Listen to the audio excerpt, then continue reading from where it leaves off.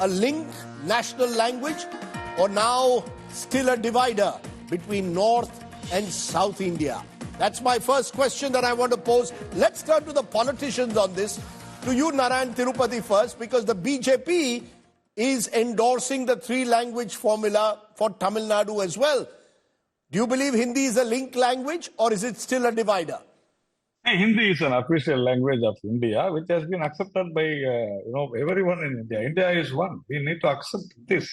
But our Tamil language is the best and oldest language. So we have not learned Hindi due to various reasons. Mr. Annadurai, who was a member of parliament, very clearly in parliament said that if you learn Hindi, if you learn Tamil, I will learn Hindi. That was what actually the three-language formula meant for. So now, after two national education policy, now the BJP government has brought a policy wherein you can learn an Indian language apart from the regional language and English. So nowhere Hindi is compulsory here. So absolutely all languages will unite India, including Hindi, including Tamil.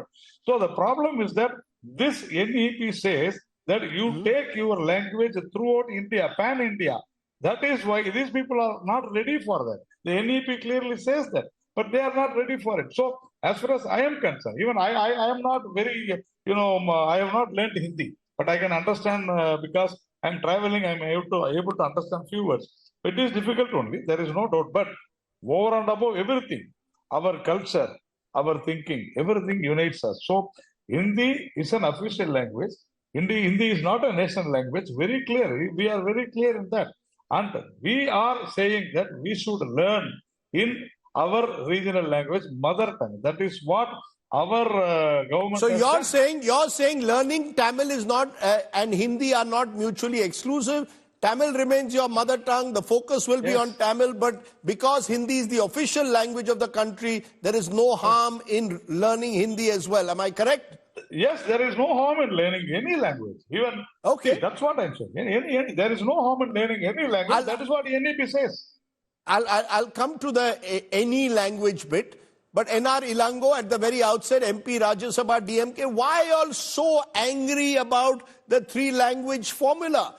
The fact is that it doesn't stop you from Tamil as your first language, English as your second, and then any other language. The manner in which MK Stalin is now attacking Hindi, it almost seems as if Hindi is a foreign language for you. It is a foreign language for us, I'm saying.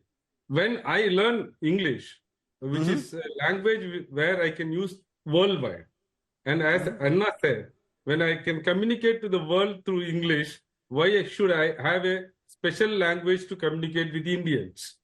Number one. Number two, Mr. Narayan Tirupati said that NEP is not imposing three-language formula, but NEP does impose three-language formula. And I never said that. No, he did not. No, let me correct him. He said NEP does not impose Hindi. It says three-language, but it doesn't necessarily mean that Hindi has to be imposed through the three-language formula. I asked you the question, do you believe Hindi is a link language or is it a dividing factor? Give me a straight answer, Mr. As long as you are imposing it on us, it is a dividing formula. How is it being imposed? You can learn Telugu as your third language, you can learn Malayalam as your third language. The option is being given. As the Home Minister says, that you have, as Mr. Dharmendra Pradhan says, Honorable Minister says, we have to learn Hindi. That is No. He said, Never. He said so. Never. You have to accept three-language formula. You have to learn Hindi. No. I will come back and play out exactly what Dharmendra Pradhan said. Please. But just hold on. Yogendra Yadav is also joining us. Yogendra Yadav, in a message that you have posted on social media today, you have commented on Stalin's statements on the three-language policy and said, disappointed to read this from a senior leader like you. I am with you and the people of Tamil Nadu in opposing the partisan governor, withholding of central grants and imposition of any language. But opposition to central government must not become opposition to Hindi. Do you believe that this language debate is by its very nature now becoming more and more divisive, raking up some of the old antagonisms between North and South? Thanks for noticing, Rajdeep. I must begin by underlining that this is a friendly disagreement. Friendly because I agree with the basics of what Tamil Nadu CM Stalin has said. I agree that the central government is violating the federal principles and the conduct of the governor is so completely anti-constitution. I agree that central government must not withhold funds because Tamil Nadu government happens to disagree with its educational language policy. And number three, fundamentally, I agree that language policy has to be through consensus. I'm against Hindi imposition. So what's my disagreement? My disagreement is, A, because as a senior political leader, Chief Minister of a state, and someone who represents such a deep linguistic tradition as Tamil, one of our oldest languages, him attacking another language doesn't look good. It's not good politics. Tomorrow, if someone from Uttar Pradesh were to do it about Tamil, I would oppose it the same way. Two, because what he says is actually not quite accurate. It is true that Hindi language, what we call Hindi today, has been built by subsuming large number of languages which we today call dialects. But this is exactly the same with all other standard languages in India today. This is true with Bengali, this is true of Marathi. I'm no scholar of Tamil, but I would not be surprised if we discover something similar in the past of Tamil. This is how standard languages have evolved. So we need to support these so-called dialects because these are languages. But to single out Hindi is simply incorrect. And finally, and above all, I disagree with what Mr. Stalin has said because of framing this whole thing of Indian languages versus Hindi. No, sir, that's not the reality of this country. The reality of this country is that all Indian languages, Hindi and Tamil included, need to be saved from the hegemony of English language.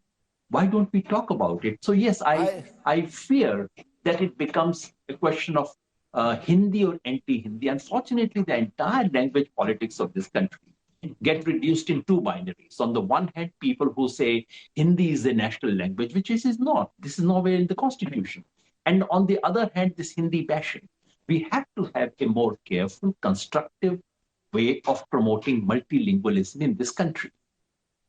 You know, the fact is, as I said, all of this has been set up by the National Education Policy and its three language formula. Since we are talking about is Hindi being imposed, I just want to play for a moment what Dharmendra Pradhan, the HRD minister, says, and then I'll get my other panelists to respond to that. Is the government talking of imposing Hindi, making it mandatory as part of the three language formula across government schools? Listen in.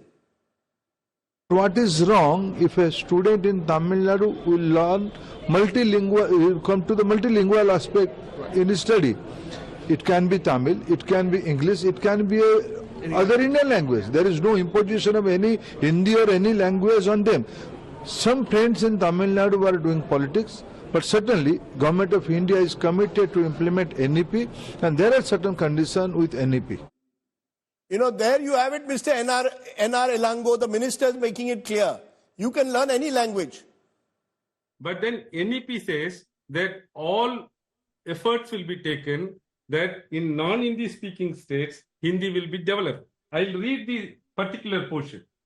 That's in Roman page number 13, in the introduction part of NEP itself. It says that, just a second, I'll take that. While you look at that page, let me just go to Narayan Lakshman. Narayan Lakshman, how did you understand this? Senior journalist there of the Hindu, how did you understand it? Is it imposition of Hindi, as Mr. Elango is suggesting, or is he fear-mongering? Look, Ashif, I think the key point here is the distinction between what is on paper and what happens in reality, empirical reality. 32 states have chosen Hindi as their third language, and I think about 8 have chosen Sanskrit as their third language. Total of, around 16 states, have chosen Sanskrit. 16. 16. So out of this, there are only 19 states that are actually purely Hindi-speaking, Hindi-dominant states. So the question that this begs is, even if you are on paper or in theory saying we will not insist that Hindi is the third language. It could, hypothetically, in the case of Tamil Nadu, could be Malayalam or Telugu. What happens in reality, and what are the forces that end up deciding what that language is? And then, we'll come to this probably later in your discussion. How does this link to the actual politics on the ground in this state? It's not just a pure coincidence that Tamil Nadu is the state which has picked up this issue for a fierce debate. I'll come to the politics in a moment, but you're saying data clearly shows that most states now choose Hindi. Now, many will say that's because learning Hindi is advantageous, particularly in large swathes of this country. Dr. Usha Ram, you are an educational consultant with the CBSE. Is the idea to spread the use of Hindi and Sanskrit, or is it to give space to all our languages in a multilingual, leave it to the children and their parents to decide and the school managements to decide? Is the CBSE indirectly imposing Hindi as Tamil Nadu is suggesting? No, sir, no, Raj, there's nothing. See, I'm going by NEP, which gives full freedom. NEP is perfectly good document, which is helping us as an educationist for NCF also. National Curriculum Framework, we are able to manage keeping NEP in mind. And NEP doesn't, at no cost, has said that, these are the compulsory languages. There's 3 languages. So it could be your mother tongue, regional language, or any third. 2 Indian languages but the fact, ma'am, so Usha Ramji, ma'am, No, but as Narayan Lakshman says, there's a difference between theory and practice. No school in Uttar Pradesh or Bihar is going to ask their children to learn a southern language. On the other hand, southern schools, according to the DMK and other parties, are being pushed to make them learn Hindi. Why not? No. See, it is up to the states to decide. NEP has said that I'll only keep that because I don't want to get into any kind of politics. I'm very clear because as an educationist, when I read NEP, a wonderful document which really prepares us to go for NCF, that is National Curriculum Framework, so that we are able to implement the education system, which has to be uniform all over the country. Over the country, whether we are talking about the inputs and outputs, the receiving, that it is very, very clear. So we are going by that, and if you look at it from the 3 languages, it has not said anything that you have to have Hindi and you don't have. That is up to you to decide. You want Hindi, you don't want Hindi. That's up to you. Who tells you, who forces you? Nobody's forcing you. NEP doesn't tell you that. NEP has not said that, NCF. Okay, you're saying there's nothing forcible. Let me for a moment turn to therefore Pawan Verma. For me, I'm very clear. See, I'm going by the Rajdeep, you're going by the document. You're going purely by the document, which says yes. I just want to bring in Pawan Verma on that first big question. Is it a link language Hindi today? Is it a bridge builder or does it divide? There's been a history, particularly in Tamil Nadu, going back to the 50s and the 60s, where Hindi was seen as an imposition by Delhi. We are now in 2025. Surely by now, organically, Hindi is spreading. Today, actually, I've been to Chennai, to places where people will perfectly understand Hindi. They may not speak it, all of them, but they understand it. Should we be spreading Hindi? Is it a link language or is it a divider? Thank you, Rajdeep. No, I don't believe it is a divider, nor do I believe it is as yet a link language. But you must understand that we are seeing a political battle being played out on the basis of a perception that a language which is relatively alien to the South is being imposed, and there is an empirical, historical background to this political battle. You will recall that the anti-Hindi agitations in Tamil Nadu and other states in the South go back to the 1960s.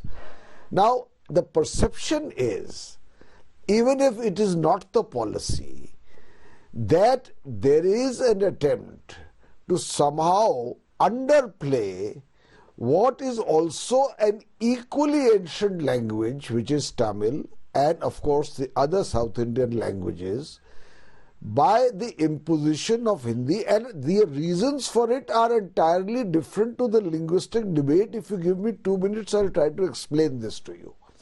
You see, first of all, in the South there is a perception that there is a preponderance of Hindi-speaking leaders running the country. Then there is the looming delimitation exercise which worries the South. Then there is the fact that in the South there are many states ruled by opposition governments which have been targeted, including by transparently hostile governors.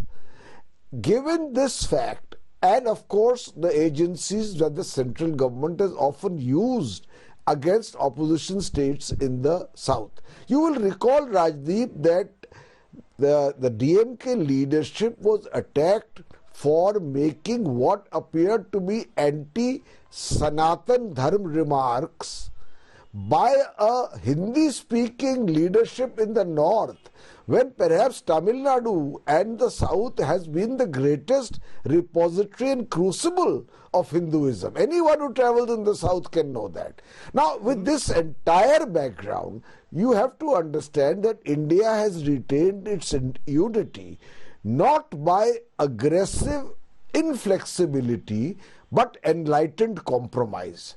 And if that is the case, I believe the central government's attempts, even if perceived in the South to be akin to imposition, must be played down.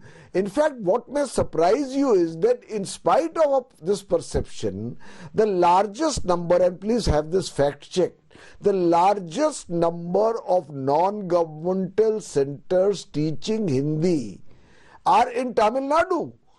Gradually, Hindi is becoming a national language. It may be in the form of English, but equally the perception in the South is that while we are perforce learning Hindi, who is learning Tamil in the North? Who is learning Telugu or Malayalam in the North? I think that the government policies need to be nuanced, need to be played in an enlightened way and not in a manner which exacerbates tension, because we are sitting on a time bomb if we do not deal with southern sensitivities with regard not only to Hindi but several other issues.